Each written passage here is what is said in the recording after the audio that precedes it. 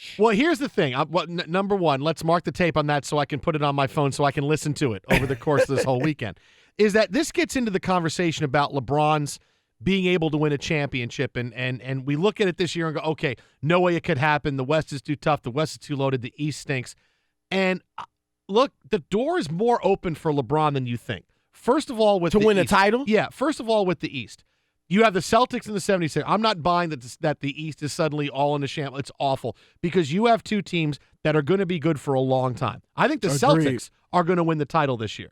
They go 1 through 8 better than anybody in the league. They have a combination of elite players, young, good, hungry players in roles that are perfect. I kind of compare them to the Seattle Seahawks, the beginning of their run, when they had that combination of elite players plus young, hungry players, and this is their window now to go do it. You eat chicken wings? I love chicken wings. All right, bet. I love chicken wings. All right, bet chicken wings. I got Golden State. You got Boston. No, I like it. All right, there. All right, little dap to seal it. Right. I like lemon that right pepper there. for me. I like lemon pepper. Right. Honey sweet barbecue. Okay, more like that. Okay. Yeah, we're okay. All right, how many? Let's see. How many wins does it take to win a championship? We get 7. we get so to. So it can't be 7. Oh, you talking about playoffs? No, total. I'm sorry. What am I saying? 7? You got 4 rounds of playoffs. 16. So 16 so, okay, wins. 16 wins. One All for right. each. One we for got each the bet. win. And we sit there and go, I'm game 1 of the first round. Oh, Jason Tatum scored 40. Oh, this wing is my Jason Tatum wing. But no matter what, they're that good. And the 76ers are going to be really good. They're tried and true, perennial NBA teams that make a difference. If it were the same players on the Wizards and the Hornets, well, then the East would be in trouble. But you have 2 high-profile teams long involved in the fabric of the history of the NBA. And now you look at the West, and okay, let's see. Yes, absolutely, the Warriors are on top.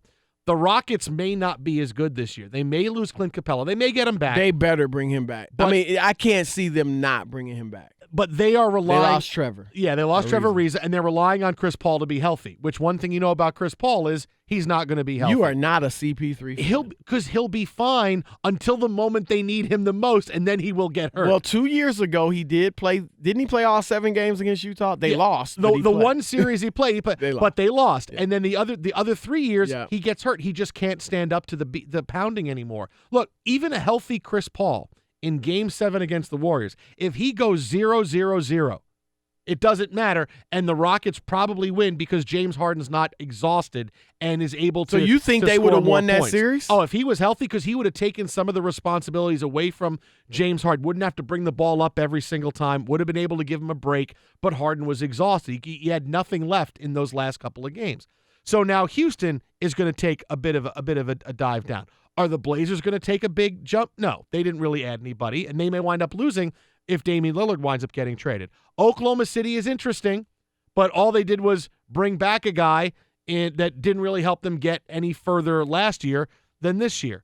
You got the Jazz. Maybe they're good. Maybe Donovan Mitchell takes that big leap in year 2. Yeah, okay. But, the Pelicans, no Boogie Cousins. But look, they're a team they that's were better without Boogie. Right, but they're a 48-50 Blame win it team. on the Boogie. Sure, blame it. Oh, wow, look at you. Another missed. Blame it on the Boogie. He could have dropped that little drop. Come on, man. Come on, my man. The Spurs aren't going to have. Just rolling his eyes at me. Spurs won't have Kawhi, most likely. The Timberwolves, we thought they were ascending, but now that could be blown up before it even gets off the mat.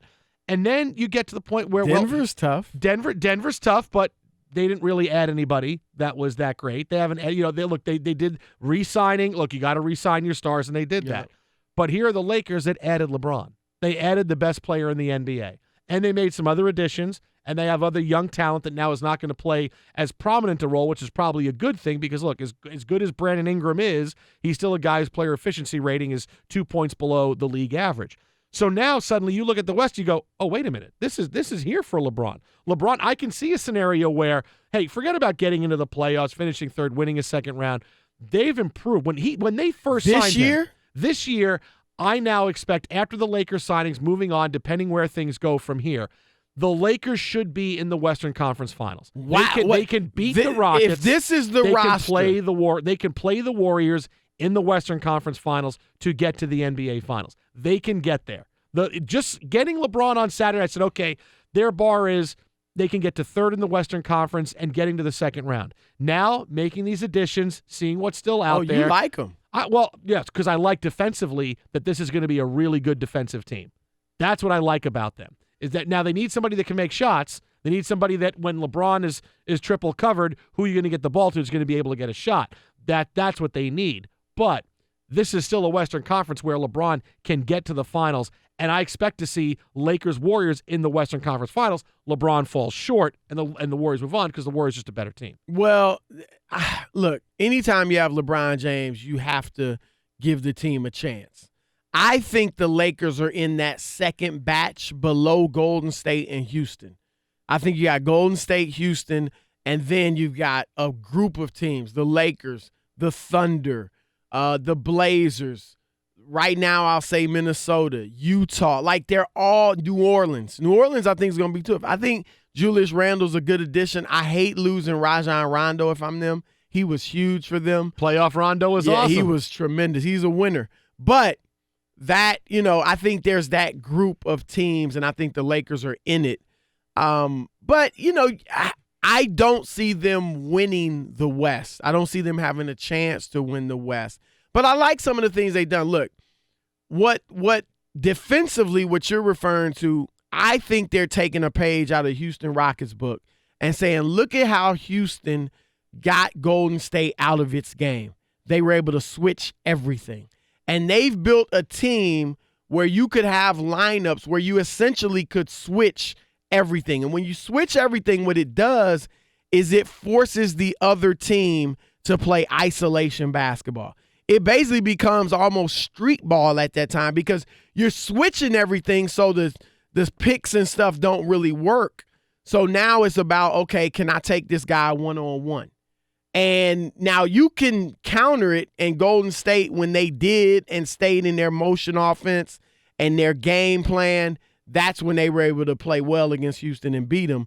But at times, it's very tempting. It's very easy to get out of your offense and go ISO, and that's where Golden State is vulnerable. Because as great as they are, when they go ISO one-on-one, they're just like any other elite team. What makes them special is their ball movement, player movement, all that stuff.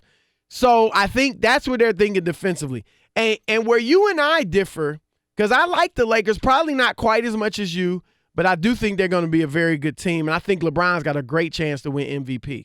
Because if he gets them to, say, 53 wins and home court advantage in the first round, he's probably going to be the MVP, assuming he puts up his typical numbers. But what I think with the Lakers is there's a story on ESPN.com, Ramona Shelburne and Brian Windhorst, yesterday I think it came out, saying that LeBron was going to play differently. Mm-hmm. It really painted the picture of LeBron playing within a system versus being the system. I like that. LeBron James is so tremendous at basketball that he can be the system. And as the system, he can make your team really, really, really good. And if he's got a few other good players, he'll make you a contender. But as the system and essentially a one-man show, you can't beat a talented group of guys that play team basketball and can shoot, like the Spurs, who beat them in 2014, and the Warriors, who've beaten them several times recently. So I like the idea of them playing in a system and LeBron being a part of it. Will make it easier on him, less taxing on him, and if they get the right players around him, they could be tough.